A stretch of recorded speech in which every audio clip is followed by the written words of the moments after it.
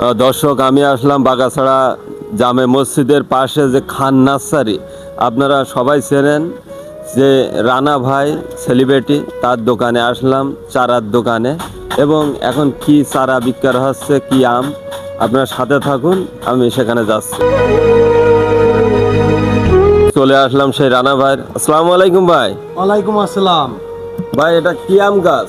এটা গোবিন্দ আম গাছ ভাই।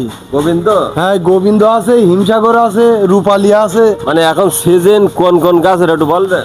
এখন তো মূলত চারা সিজন, এখন সমস্ত চারাই এখন লাগানো যাবে, এখন সমস্ত চারারই সিজন আর কি। তো আমাদের কাছে সব রকম গাছ আছে, এই গোবিন্দ আছে, হিমসাগর আছে, রূপালী আছে, মল্লিকা আছে, কাটিমন আছে, বাড়িফোর আছে, সব ধরনের আমের চারা আছে এবং সমস্ত ফল গাছের চারা আছে আমাদের এখানে।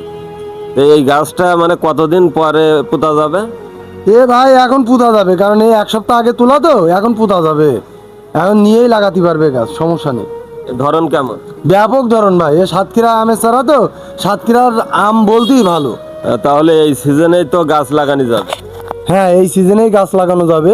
সুপ্রিয় দর্শক, আসসালামু আলাইকুম। এখন যে এই যে আষাঢ় শ্রাবণ মাস মানেই হলো বৃক্ষরোপণ একটা সময়, পারফেক্ট সময়।